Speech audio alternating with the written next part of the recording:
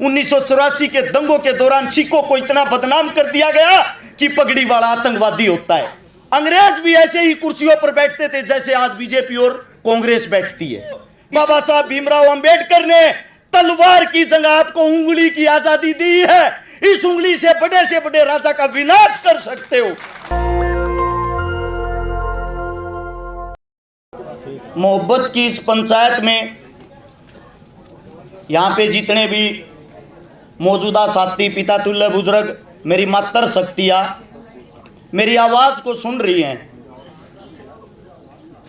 आप सभी के चरणों में हर्ष शिकारा हरियाणा से हाथ जोड़कर राम राम करता है, नमस्कार करता है, अस्सलाम वालेकुम करता है, सत श्री अकाल करता है। आज मैं भाषण नहीं देना चाह रहा। आज मेरे समाज की यहाँ पे सरदारी बैठी है और उस सरदारी से मैं अपना दुख प्रकट करना चाह रहा हूं। मैं आज से 3 दिन पहले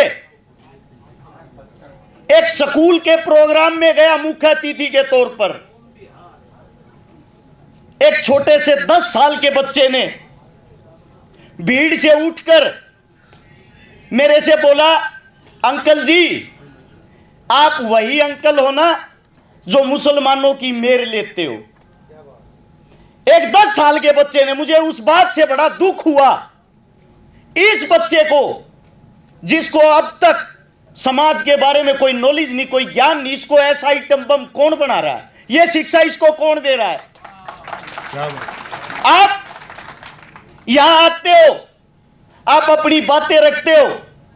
आज मैं भी कुछ बात रखना चाहता हूं, हो सकता है दोबारा से ये बातें ना रख पाऊं क्योंकि सरकार बड़ी क्रूर है, हमारे को तोड़ने का काम करती है। मैं आज आप सबसे पूछना चाहता हूं, क्या आप लोगों को इस बात का पता लगा हिंदू मुसलमान सिख इनके झगड़े की जड़ क्या है? यह जहर फैलता क्यों है? मुझे इस बात का बड़ा दुख होता है जब यह सुनता हूं। मेरी एक बार एक साथी से आपस में वार्तालाप हुई। मैंने पूछा, आप मेरे को यह बोलते हो कि मैं मुसलमानों का फेवर करता हूं, मैं आपसे पूछना चाहता हूं आपको मुसलमान गंदे क्यों लगते हैं? उस भाई साहब का जवाब था, क्या आप मुगलों को भूल गए? मुगलों ने हमारे साथ क्या किया था? एक एक बात को गौर से सुनना, ताली मत बजाना।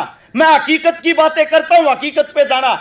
उसका जवाब था, मुगलों को भूल गए, बाबर को भूल गए, अकबर, हुमायूं, जहांगीर, वो हमारे साथ क्या क्रूरता करते थे। मैंने उसको जवाब दिया, बेटा अपनी नॉलेज बढ़ाइए। मुगल हमारे मुसलमान नहीं थे, मुगल हमारे मुसलमान नहीं थे। मुगल जब इस देश में लड़ने के लिए आए, जो राणा सांगा के साथ खड़े हुए हसन खां मेवाती, वो हमारे मुसलमान थे। बार बार गंदा गलत इतिहास परोस कर आप हमारे को दिखाते हो मुसलमानों ने हिंदुओं पर कहर किया, मुसलमानों ने हिंदुओं पर कहर किया। टीवी देखो, पत्रकार देखो, अगर कोई मुसलमान नाम का आदमी किसी बलात्कार में सम्मिलित होता है, उस खबर को विश्व लेवल की बनाया जाता है। मैं आप सबसे पूछना चाहता हूं, हिंदुस्तान के अंदर लगभग हर रोज 10,000 बलात्कार होते हैं, वे अखबार में क्यों नहीं आते? उससे अलग हमारी असली लड़ाई क्या है? जब गोरे लोग हमारे यहां आए, उसने देखा हिंदुस्तान को कौन चलाता है। गोरे लोगों को दाढ़ी वालों से बड़ी नफरत थी। दाढ़ी वाले कौन? जाट, जट, जुट। हिंदुओं के अंदर जाट, जो एक मजबूत कौम होती जिसको बोला जाता जाट लैंड। सिखों के अंदर जट, और अपने जो मौलवी होते हैं जिनके अंदर होते हैं जुट। अरे चेक करो, आप एक ही मां के बेटे हो। अपना ब्लड पहचानो, अपना रक्त पहचानो। जब अंग्रेजों को पता लगा ये हर लड़ाई में एक साथ इकट्ठे होकर लड़ते हैं, सिर्फ यही वो बुलंद आवाज, इनको तोड़ा कैसे जाए। आप लोगों को तोड़ने के लिए प्रायोजित दंगा कराया गया 1947 में, हिंदू पाकिस्तान का नाम देकर।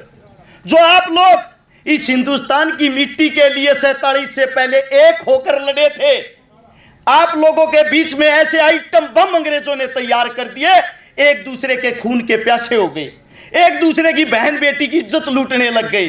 लाखों लोगों की ट्रेन यहां से भरकर मुसलमानों की पाकिस्तान जाती है खून से लथपथ, पाकिस्तान से हिंदुओं की ट्रेन भर के यहां आती है हिंदुस्तान में।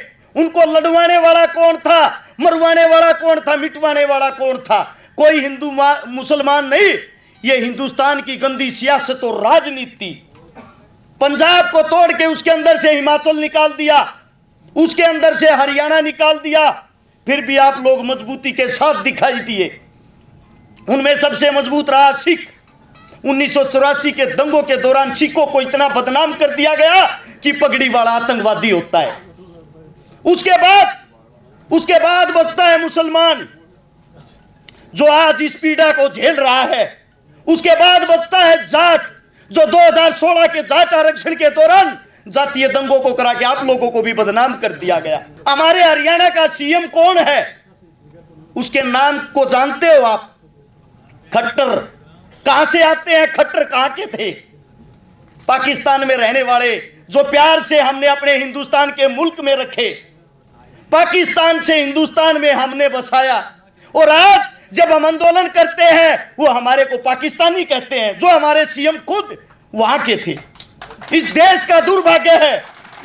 मैं बार बार एक बात कहता हूं, नरेंद्र मोदी साहब जो खुद एक तेली जाति से संबंध रखते हैं, तेली जाति किसके अधीन आती है, किसके अंदर आती है, और आप इस देश को आपस में हिंदू मुसलमान करवा के लड़वाते हो।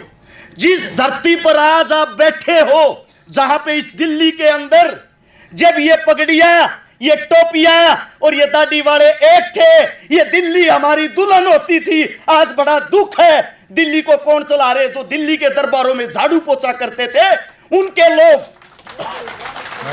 कहां चले गए? वो असली मालिक, क्योंकि कोई भी प्रोग्राम करवा लो वहीं राजनीति घुस जाती है। मुझे दुख है, जब हम किसी पीड़ा को झेलते हैं, हम अकेले होते हैं उस संघर्ष में, हमारे खिलाफ हमारे अपने लोगों को कर दिया जाता है। आज एक बात बताता हूं, जहां जिस धरती पे खड़े हैं, जो आखिरी लड़ाई थी 1857 की, जब मुगल खत्म होने वाले थे, यहां का जो आखिरी राजा था बहादुर शाह जफर, जिसकी उम्र हो गई थी 80 साल। दो चीजें होती थी, एक तो होती थी रियासत, रियासत का राजा दूसरे राजा के साथ लड़ता था, चाहे वो हिंदू हो, मुसलमान हो, जाट हो, राजपूत हो, अपने क्षेत्र को बढ़ाने के लिए। रियासत से अलग होता था देहात। बात करता हूं देहात की, देहात ने कभी किसी की गुलामी नहीं की। आप वही देहाती लोग हो जिसने किसी की गुलामी नहीं की। सबसे बड़ी फौज आप लोगों की होती थी, जेड़ी फरसे गंडासे से अच्छी अच्छी सल्तनत कांपती थी। जब बहादुर शाह जफर को अंग्रेज कैद करने के लिए आए, वही राजा जिससे हिंदुस्तान हिलता था, वही मुगल पूत भागकर दिल्ली के जिस पृथ्वी पे, जिस कोने पे आप बैठे हो, यही गांव था छोटा सा, जिसका नाम था मालचा। मालचा गांव की शरण में आता है। उस वक्त भी हमारी 360 खाप होती थी, 360 खाप के प्रधान के पास, और यह कहता है मेरी जान बचा लो, मैंने जो कुछ किया उसको भूल जाओ, आज हम सब हिंदुस्तानी एक हिंदुस्तान के लिए लड़ो। यह बात सुनकर आप लोग, वो वर्द हो, वो बुजुर्ग हो, आप लोगों का इतना बड़ा दिल है। उस दुश्मन को आप लोगों ने सफेद पगड़ी बांध दी, सफेद कपड़े पहना दिए, और बहादुर शाह को बीच में खड़ा करके 360 खाप ने ऐलान किया, यह हिंदुस्तान का राजा है, अगर अंग्रेजों ने इसकी पगड़ी को छुआ, सब कुछ काट के रख देंगे, नरक बना देंगे तुम्हारे जीवन को। अंग्रेजों सुन लेना। अंग्रेजों को इस बात का पता लगा, अंग्रेज भी कांप गए, देहात से वो भी कांपते थे। आप लोग आजाद होने से पहले भी आजाद थे, गुलाम आप नहीं थे। अंग्रेज भी ऐसे ही कुर्सियों पर बैठते थे जैसे आज बीजेपी और कांग्रेस बैठती है। इतने ही गुलाम थे जितने आज हो, पहले कम थे, आज ज्यादा हो रहे हो, आज इस वक्त ज्यादा हो रहे हो। जब बहादुर शाह जफर गया, जाने के बाद अंग्रेजों को पता लगा उनसे मिलके आया है, उसकी जान बकस दी आप लोगों के डर के कारण। मैं आप लोगों से इतना ही कहना चाहता हूं, जिस दिन आप लोग मजबूत हो गए, अपने बच्चों को पहचान लिया, अपने बच्चों को मजबूत कर दिया, आप लोगों को हराने वाला कोई नहीं है। आप लोगों की मानसिकता गुलाम हो गई है, मानसिकता। एक प्रजापति ने, कुमार ने 5 गधे बांध रखे, छठे गधे को बांधा नहीं, उसके पास रस्सी नहीं थी, उसके ऊपर से ऐसे हाथ घुमाकर खूंटे की तरफ कर दिया। सुबह जब गधों को खोलता, चारों गधे खोलते ही भाग लेते हैं। जिस गधे को बांधा नहीं वो वही बंधा रहा, वो गया ही नहीं कहीं। प्रजापत डंडा उठाता है, 3 दिन पीटता है उसको, वो 3 दिन तक वहां से नहीं हिलता। चौथे दिन प्रजापत के दिमाग में एक बात याद आई कि आपने इसके ऊपर से वैसे हाथ फिराया था। जब उसके ऊपर से वैसे ही हाथ फिराया, गधे ने सोचा तेरी भी रस्सी खुल गई, गधा तुरंत तोड़ लिया। वही गुलामी की जंजीरें आपके पैरों में है। सन 1700 में जब अंग्रेजों ने पहली बार आपके राजा को हराया, हिंदू मुसलमान सिख सब खड़े खड़े, लाखों आदमियों की भीड़, जब वे विजयी जुलूस निकाल रहे थे, अंग्रेज आप लोगों को देख रहे थे।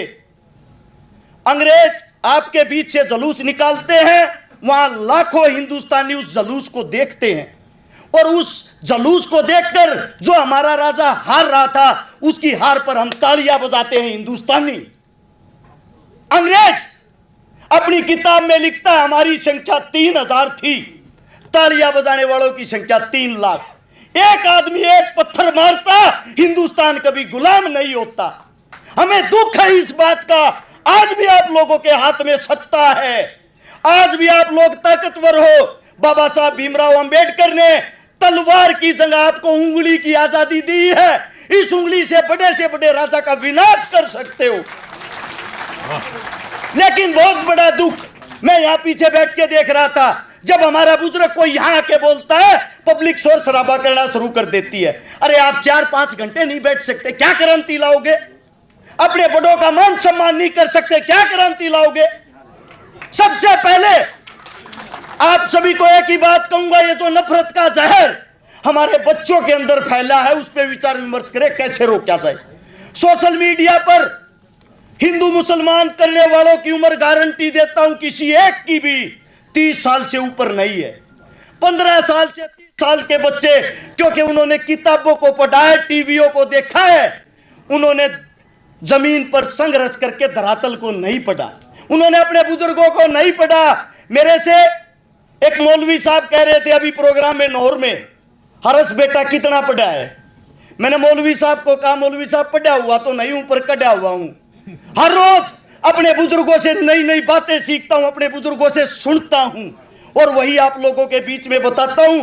मैं इस पंचायत के अंदर हाथ जोड़ के अपने जो आखिरी शब्द है वो यही कहता हूं, जो भी माइक पर बोले बुजुर्गों का मान सम्मान रखे, इनके कद का मान सम्मान रखे।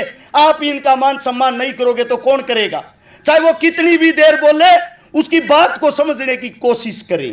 दूसरी बात, कोई न कोई ऐसी बातें ऐसा फैसला जरूर ले। चुनाव नजदीक हैं, दोबारा से यही बनेंगे, आप लोगों को गुलाम बना दिया जाएगा। अब आते टाइम भी मेरे पास कॉल आई थी सरकार के किसी नुमाइंदे की, बेटा रस छिकारा नू मेवात में जो तने रोल लिया है ना, उसका तने बहुत जल्दी गिफ्ट मिलेगा। मैं बोला जी क्या गिफ्ट दोगे मने? बोला जल्दी तेरे पे बलात्कार का मुकदमा दर्ज होगा। मैंने कहा मैं अपनी पत्नी से अलग हर औरत को बहन कह के बोलता हूं। बोला फिर क्या हुआ? वो हमारा काम है, बलात्कारी तो लवाना है, सरकार हमारी, आदमी हमारे, हम अपने आप लवा देंगे। मैंने कहा मैं कल मरता आज मर जाऊं, मेरे शरीर के अंदर जब तक रक्त की आखिरी बूंद रहेगी, मैं भाईचारे की एकता की बात करता रहूंगा, जो मर्जी कर लो। नेशनल दस्तक की आपसे गुजारिश है कि अगर इसको बचाना चाहते हैं तो नेशनल दस्तक को सब्सक्राइब करने के लिए रेड कलर के सब्सक्राइब बटन को दबाएं, फिर बेल आइकन की घंटी दबाएं। नेशनल दस्तक को बचाने के लिए बहुत जरूरी है कि हर खबर को शेयर करें, लाइक करें, कमेंट जरूर करें।